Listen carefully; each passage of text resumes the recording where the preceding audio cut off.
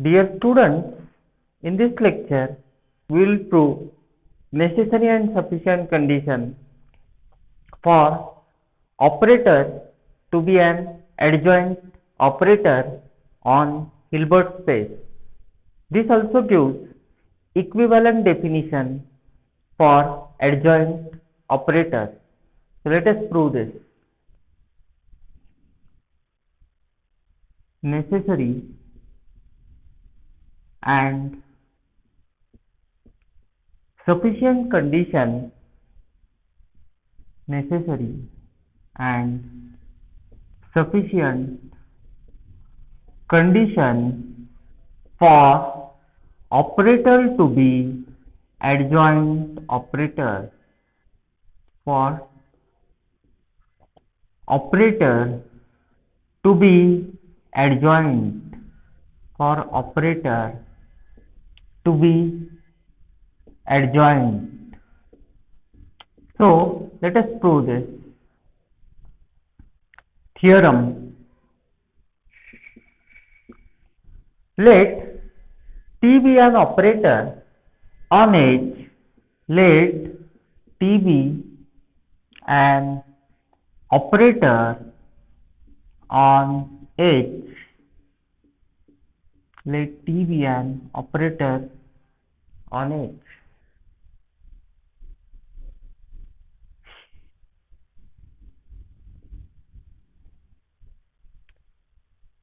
H is Hilbert space. So for clarity, let me specify on Hilbert space H.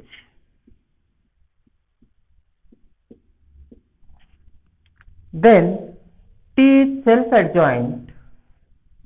Then T is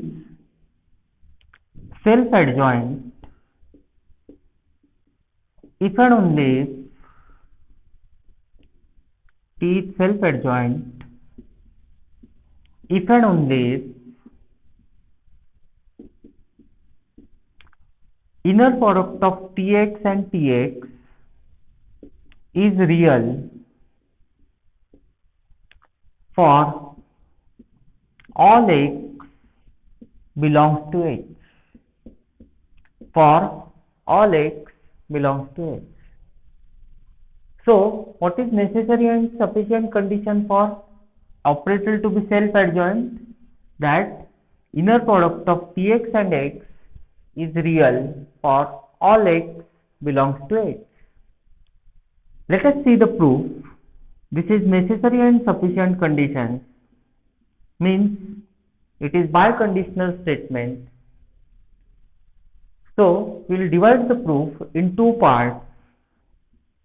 In first part, let us assume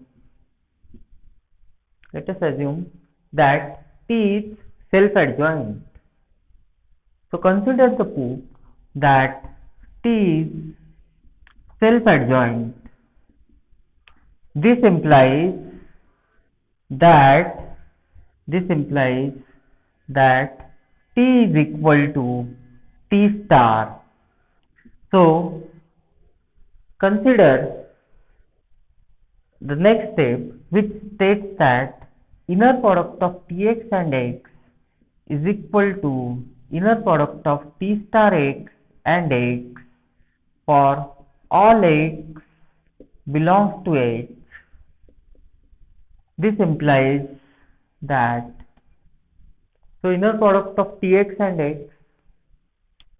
Now this I could simplify by the definition of adjoint. So this implies inner product of Tx and x is equal to x times inner product of T star star x for all x belongs to H.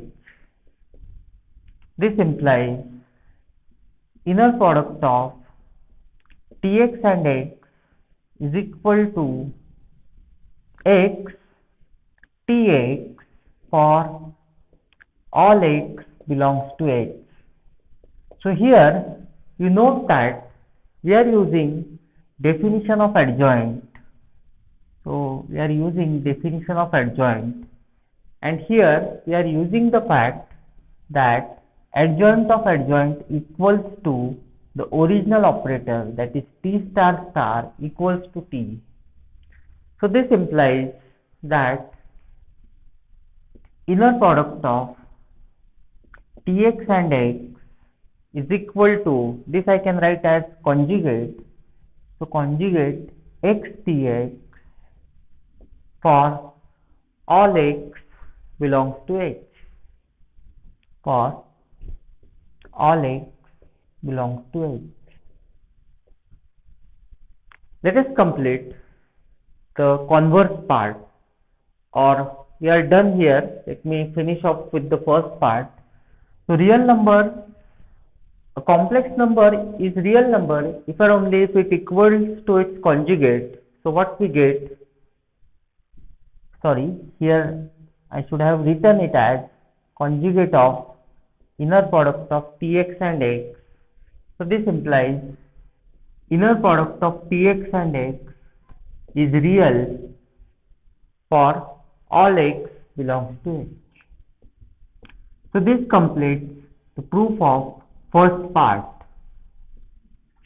Now let us complete the second part. It is converse. So we are going to begin with this and we will obtain that T is self-adjoint. In first part, we proved that if T is self-adjoint, then inner product of Tx and x is real number for all x belongs to H. Now consider second part.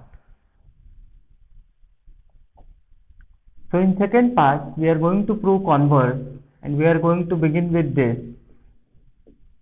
Inner product of Tx and x is real number for all x belongs to H. This implies that conjugate of Tx and x is equal to inner product of, better I could write it in this way, inner product of Tx and x equals to its conjugate for all x belongs to H. This implies that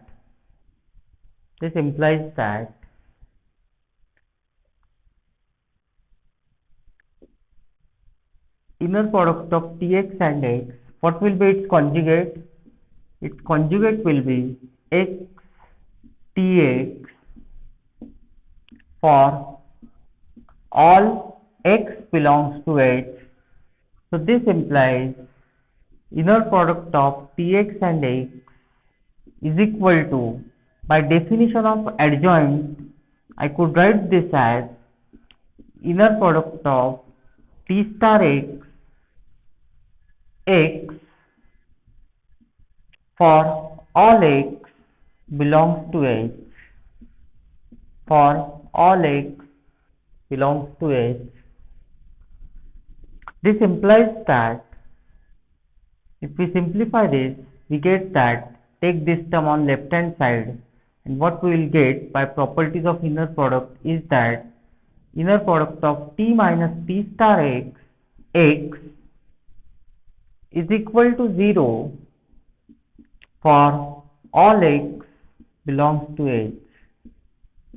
And by previous theorem,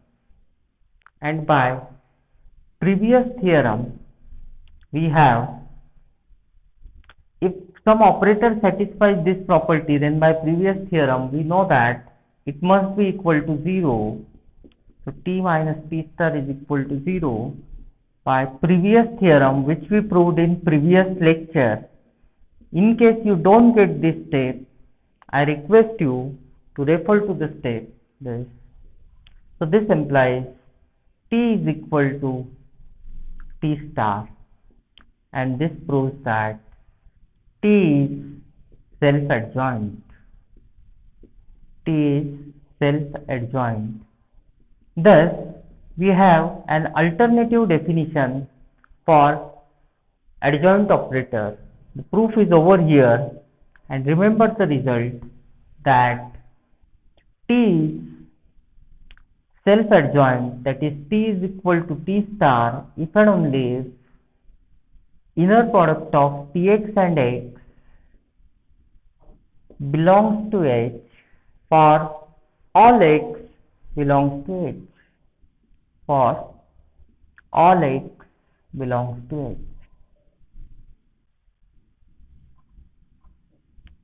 So this completes the proof and we have obtained this result. Remember this result. T is self-adjoint if inner product of Tx and x is real number for, here I should have written x belongs to R for all x belongs to H. Thank you.